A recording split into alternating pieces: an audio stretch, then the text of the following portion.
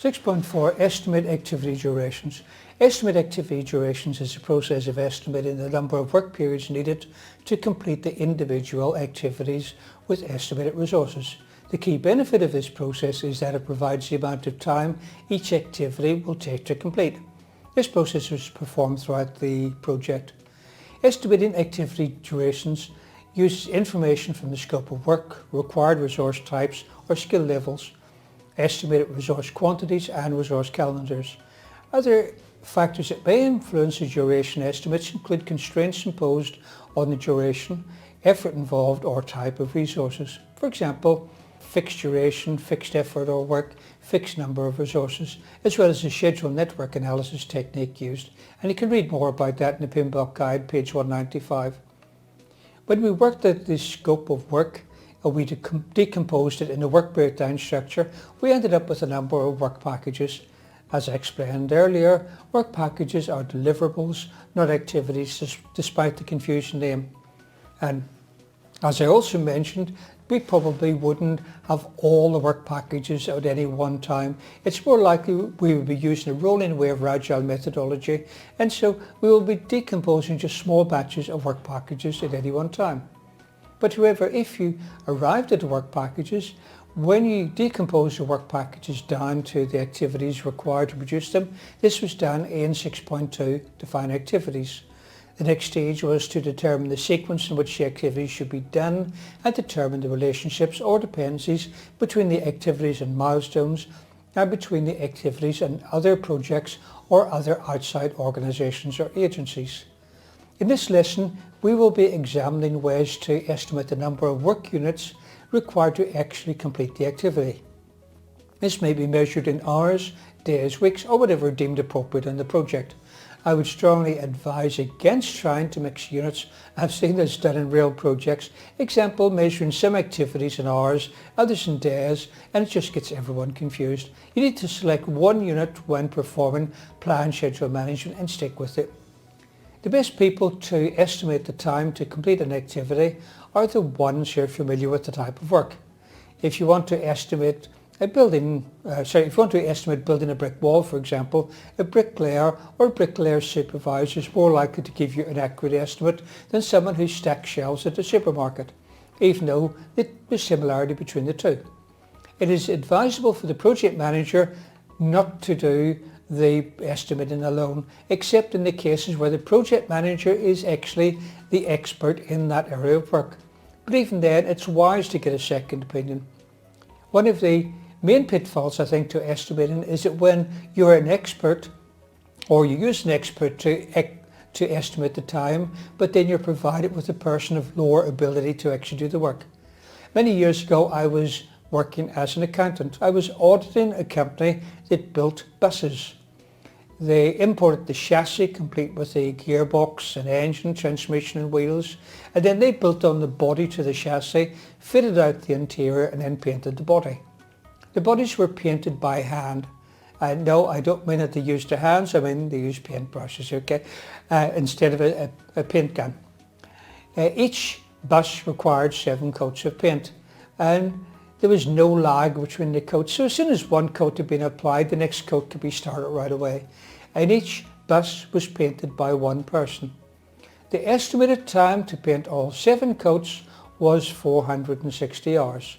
All seemed good, but when I checked the records, I found that all of the painters were able to do a bus in much less time than 460 hours. And it was not uncommon for a bus to be painted in 1/3 that time. Apparently they raced each other the same way sheep shearers do in Australia. But I found one extreme case where a painter was completing buses in as little as 68 hours and always under 85 hours. And for each bus he was still paid for 460 hours work. I queried this with the management because it appeared that their activity duration estimates were seriously flawed. The managers told me they knew that the buses could be painted in much less time than 460 hours, but this was an agreement with the union. Buses used to take around 460 hours, but the union made an agreement that if a painter could complete the work in less time, they should still get paid for the full amount for the bus. And immediately the painters began to speed up dramatically because now they could double or triple their wages. Now suppose you have a project that requires a bus to be painted. The bus painting champion would give you a very optimistic estimate of 68 hours. The original painters before the union deal would have given you a pessimistic estimate of 460 hours, and the other painters would say, well, about 120 hours. That's the most likely time. So you need an ordinary person to provide the estimate, not a superhero, nor whatever the opposite of a superhero is. The estimate will be progressively elaborated in step with improvements and information about the activity. For example, you provide an estimate for building a brick wall, but later bricks are replaced by hollow blocks, which are larger and lighter than blocks and therefore take less time to lay. As well as estimating the time for the activity, you also estimate the resources required and also the level of skill. Some activities have a built-in constraint mandated by their technical nature. I used to live near a Ministry of Defence airfield in the UK, and when new aircraft jet engines were being developed, they would run them at high speed for 36 hours to stress test them. However, I often felt that I was being stress tested, but that activity would require 36 hours no matter what. For example, it would not be possible to fast track the activity by running 3 engines simultaneously for 12 hours. Other factors for consideration when estimating duration include law of diminishing returns. This means that adding resources to an activity may reduce the duration, but if you keep adding more resources, it reaches a point where you start getting smaller and smaller reductions for resources added. Number of resources. This is related to diminishing returns. Increasing the number of resources from 1 to 5, for example, does not mean the duration will be reduced to 1/5 of the original.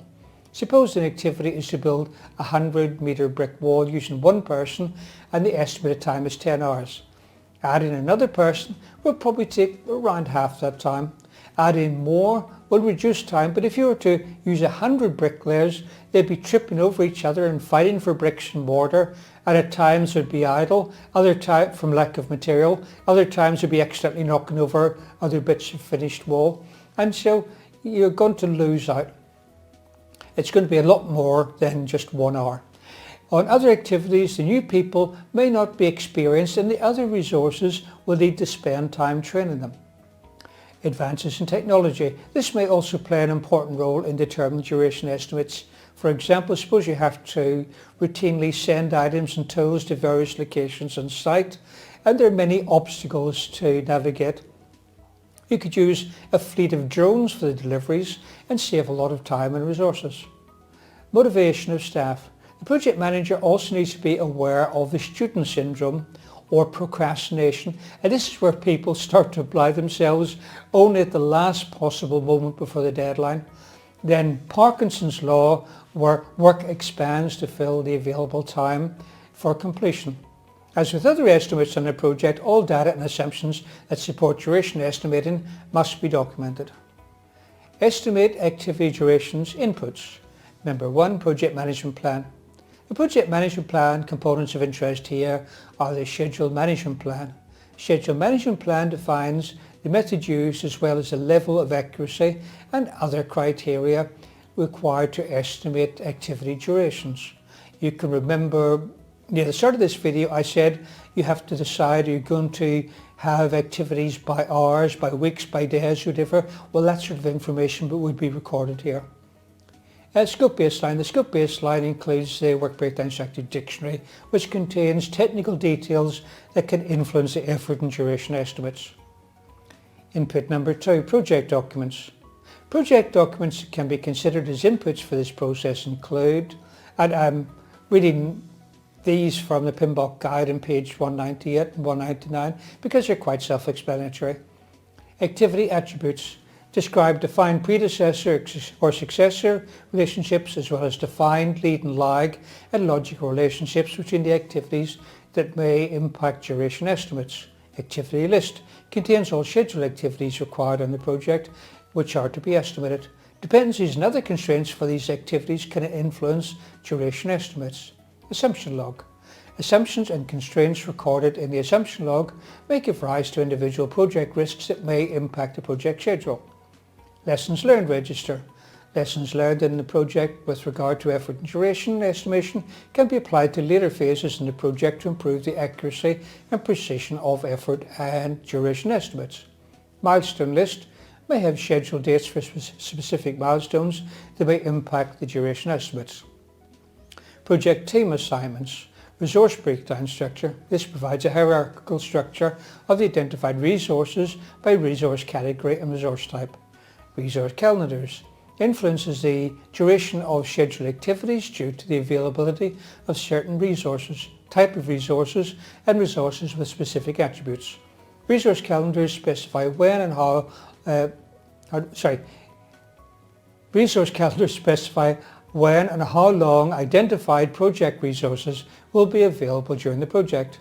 Resource requirements.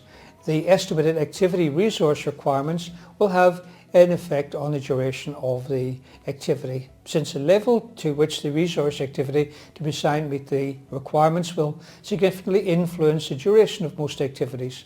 For example, if additional or lower skilled resources are assigned to an activity, they may be reduced efficiency or productivity due to the increased communication, training and coordination needs, leading to a longer duration estimate.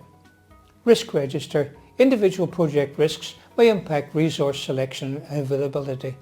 Updates to the risk register are included with project document updates. Input number 3, enterprise environmental factors. The enterprise environmental factors of interest here are duration estimating databases and other reference data, productivity matrix, published commercial information and location of team members. Number 4, organizational process assets. The organizational process assets that can influence the estimate activity durations are historical duration information, project calendars, estimating policies, scheduling methodology, and lessons learned repository. Estimate activity durations, tools and techniques. Number 1 is our old friend expert judgment. Expertise should be considered from individuals or groups with specialised knowledge or training in the following topics: schedule development, management and control. Expertise in estimating and discipline or application knowledge, which means they're all experts in this area of work. Now we come to the fun part of estimate activity duration, and that is the actual estimating techniques. If you think there's a lot of information to take in, I have good news for you. Cost estimating uses the same techniques as schedule estimating, and so you just have to learn them once. Tool technique number 2, analogous estimating. The dictionary meaning of analogy is comparing one thing with another, and analogous means that they are similar in certain ways. And so analogous estimating means comparing a current activity or project with a previous similar activity or project and using this as a basis for estimating duration. This technique lacks in accuracy because there are guesses incorporated, and it's relatively quick and inexpensive. For example, if you're building a house, which is not quite the same as previous houses your organisation has built, you might choose a house which is a little wider but narrower and has one more bedroom than the current project, and guesstimate that the duration for the current house equals the previous one times 0.9, and perhaps the second house uses more expensive materials, and so the cost of the current house equals cost for the previous house times about 1.1. And of course you can't tell by just looking at the houses what the multipliers are. You do a little bit of research and ask around to ensure that the two projects are in fact similar. And there's no point in trying to guesstimate that a large 10-storey office block equals a small single-storey house times 997. It'd just be completely meaningless. The lower accuracy is okay for a starting point, usually as long as you use a lot of common sense. For example, a 2-storey house will not take twice as long to build as a 1-storey house. It may take less time because each one has one roof and one foundation. However, analogous estimating is used Whenever analogous estimating is used, it must later be refined with better estimating techniques. This type of estimating is known as top-down estimating. It is often used when management is looking for a go-no-go indication but don't want to waste a lot of time or money on detailed estimates. Number 3, parametric estimating. A parameter is a number or a value, and parametric estimating is a technique based on an algorithm or a formula. A common example might be you're building a wall 1 meter high by 1 meter long. Suppose that the time to build 1 meter of wall is 39 minutes and the cost is $200. Then the 100 meter wall should take 50 hours and cost $2,000. Turn technique number 4, 3-point estimating. The accuracy of an estimate can often be improved by considering several estimates for the same activity and then choosing a value somewhere in the middle. These are used when you don't have enough hard data and you need to reduce the risk of coming up with a poor estimate. The two main 3-point methods are triangular and beta. Both methods use a pessimistic estimate, which is the worst case scenario, the optimistic estimate, which is when everything works and everything is just as you hoped, so it's a best case, and lastly the most likely estimate, which is like your gut feel estimate made by an experienced person. So firstly, the triangular estimate. This 3-point estimate is a simple average of 3 values, which is optimistic plus most likely plus pessimistic over 3. Earlier in this lesson I was talking about people painting buses, and I said the fastest painter might give an optimistic estimate of 68 hours. The original painters before the union deal would have given you a pessimistic estimate of 460 hours, and the other painters would say around 120 hours. Applying our 3-point estimate would give 68 plus 120 plus 460 divided by 3 equals 216 hours. So that's what our estimate is at the end of with a triangular estimate. Number 2, beta estimate. If you're using old study materials, which is not a good idea because there are many changes in the 6th edition of the PMBOK guide, you may see beta 3-point estimate referred to as a PERT, P-E-R-T estimate, which stands for Program or Project Evaluation and Review Technique. The formula for this is optimistic plus 4 times most likely plus pessimistic divided by 6. Using our previous estimate, we now have 68 hours plus 480 plus 460 divided by 6 equals 168, which you can see in this case it gives a much lower estimate than the triangular estimate. The two methods often give very similar estimates, but as the triangular estimate is a simple average, it is problematic if the pessimistic estimate or optimistic estimates are very different from the most likely, whereas the beta estimate is weighted towards the most likely and is less affected by these. Note that we have used time values, we could have used cost values in exactly the same way. Turn technique number 5, bottom-up estimating. In the exam, bottom-up estimating might be known as grassroots or engineering breakdown. Bottom-up estimating is a method of estimating project duration or cost by aggregating the estimates of the lowest level components of the work breakdown structure. Aggregating is just a fancy way of saying adding up. When an activity's duration cannot be estimated with a reasonable degree of confidence, it means that you need to decompose the activity down to a lower level. It could also mean that the work package is actually a planning package and needs to be decomposed to proper work packages before identifying the activities required for it. The detailed durations are estimated. These estimates are then aggregated into a total quantity for each of the activities' durations. Activities may or may not have dependencies between them that can affect the application and use of resources. If there are dependencies, this pattern of resource usage is reflected and documented in the estimated requirements of the activity. Tool and technique number 6, data analysis. Data analysis techniques that can be used for this process include alternatives analysis.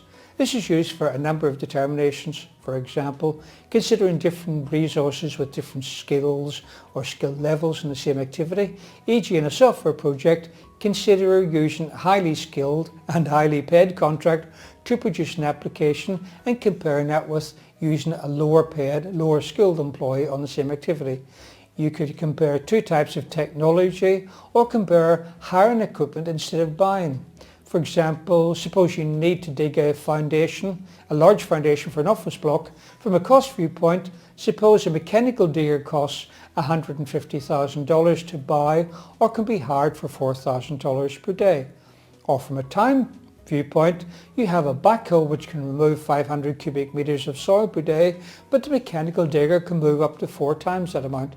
Depending on the project and the number of times and the length of use, and whether or not you need to hire a driver for the mechanical digger, one option or the other may prove more beneficial. Should your team perform this activity or should it be outsourced? All these sorts of questions and more allow the project to be fine-tuned. Reserve analysis. This tool is used to determine the amount of contingency and management reserve needed for the project. What are contingency and management reserves? We will cover these fully in project risk management, but briefly, one of the risk treatment strategies is called acceptance. This is for known unknown risks, that is, risks you know could happen, but for various reasons you decide to do nothing about them. This strategy may be appropriate for low priority threats, and it may also be adopted where it is not possible or cost effective to address a threat. For example, how would you protect yourself against the threat of an earthquake? And if you could protect against it, the cost of the mitigation would probably cost more than the benefits from the project. Acceptance can be passive or active. With passive acceptance, you simply acknowledge the risk in the risk register and you take no preemptive action and perhaps monitor the situation. With active acceptance, on the other hand, you do exactly the same as for passive acceptance, but you set up a contingency reserve, including amounts of time, money or resources to handle the threat if it occurs. The contingency reserve is under the control of the project manager. The contingency reserve may be a percentage of the estimated activity duration or a fixed number of work periods. Contingency reserves may be separated from the individual activities and aggregated as more precise information about the project becomes available. The contingency reserve may be used, reduced or eliminated. Management reserves are a specified amount of the project budget withheld for management control purposes and a reserve for unforeseen work that is within the scope of the project. Management reserves are intended to address the unknown unknowns, sometimes known as unknowable unknowns, and can affect a project. Management reserves are not included in the schedule baseline, but it's part of the overall project duration requirements. So contingency reserves are for known unknowns that are under the control of the project manager. Management reserves are for unknown unknowns and are under the control of the management, and it's important to know those differences for the examination. Tool and technique number 7, decision making. Decision making techniques that can be used in this process include voting. One variation of the voting method that is often used in agile methods in projects is called the Fist of 5, also called Fist to 5. In this technique, the project manager asks the team to show their level of support for a decision by holding up a closed fist, indicating no support. So that's no support, or up to 5 fingers, indicating full support. If a team member holds up fewer than 3 fingers, it could be a very rude sign, or the team member could be given the opportunity to discuss any objectives with the team.